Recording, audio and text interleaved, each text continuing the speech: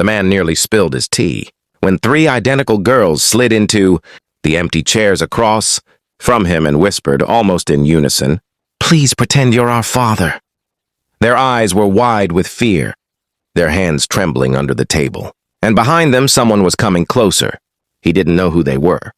He didn't know why. But in that moment, everything changed.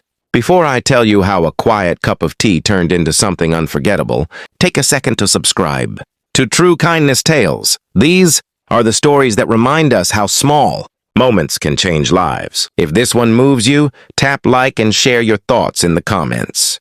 I'd love to hear them. That afternoon had started like so many others for him. After work, he stopped by a small cafe near the bus stop in his suburban neighborhood, the kind of place with chipped mugs, soft music, and a barista who always remembered his order. He chose the corner table by the window, set his jacket on the back of the chair, and wrapped his hands around a warm cup of tea. It was his quiet ritual, a pause before heading home to an empty apartment. Being a single dad had reshaped his life in ways he never expected. His wife had passed away 3 years earlier after a sudden illness, leaving him to raise their young son alone. The boy spent weekdays with his grandparents while he worked late shifts, and evenings were often rushed with homework, reheated dinners, and bedtime stories read with tired eyes. Moments of silence like this, alone with his thoughts, were rare and oddly comforting. He was staring out the window, watching people hurry past with grocery bags and phones pressed to their ears, when he sensed movement near his table. 3 girls, around 10 years old, all with the same dark hair pulled into uneven ponytails, and the same nervous expression, hovered for a split second.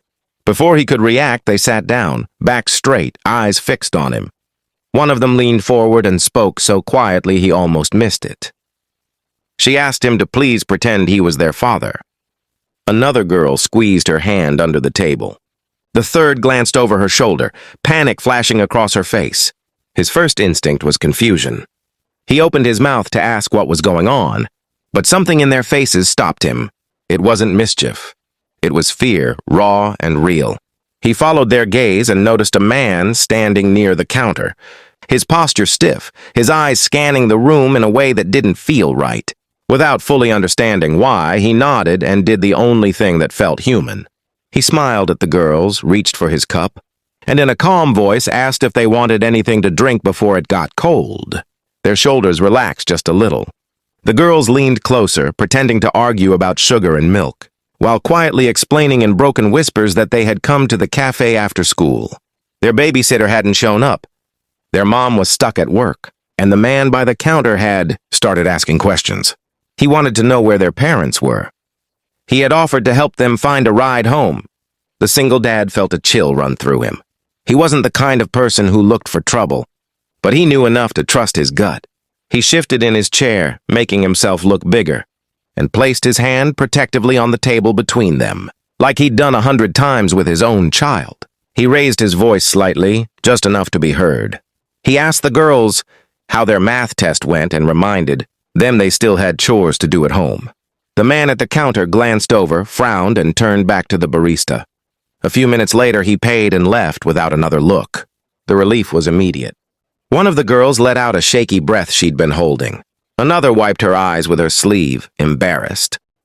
They thanked him over and over, words tumbling out faster than they could manage. He told them it was okay, that anyone would have done the same, though he knew that wasn't always true. He stayed with them until their mother arrived, rushing in with worry etched across her face. When she realized what had happened, she hugged her daughter so tightly they squeaked, then turned to him with tears in her eyes. She thanked him in a voice that cracked, saying she didn't know what could have happened if he hadn't been there. He brushed it off gently, said he was just having tea at the right time. But as he walked home later, the weight of the moment settled in. He thought about how easily things could have gone wrong, and how fragile safety sometimes is. Over the next few weeks, life went back to its usual rhythm. Work, parenting, responsibilities. Yet something had shifted inside him. He noticed people more. He held doors open longer. He checked in on neighbors he used to just nod at. The memory of those girls' eyes stayed with him. One evening, as he picked up his son from his parents' house, the boy asked why he always told him to stick close in public. He told him about the cafe, not in a way meant to scare him, but to explain the importance of looking out for one another. His son listened quietly, then said he was proud of him. That simple sentence hit harder than any praise he'd received in years. A month later, he returned to the cafe and spotted the triplets at a corner table, laughing over milkshakes with their mom. When they saw him, they waved wildly and ran over, telling him all at once about school projects and soccer practice. Other customers smiled at the scene, unaware of the invisible thread connecting them. The girl's mother insisted on paying for his tea every time after that. They exchanged small talk, then longer conversations. She learned about his son. He learned about her juggling, work, and 3 energetic kids alone after a difficult divorce. There was comfort in shared understanding, even if neither of them named it. What stayed with him most wasn't the gratitude or the attention, but the reminder of how quickly kindness can be called upon without warning. He hadn't planned to be brave that day. He hadn't rehearsed a speech or weighed the risks. He had simply listened to a quiet plea and responded with presence. In a world that often feels rushed and distant, that moment in the cafe became a quiet anchor. It showed him that being there, really there, could matter more than grand gestures. It could turn fear into safety, strangers into allies, and an ordinary afternoon into something lasting.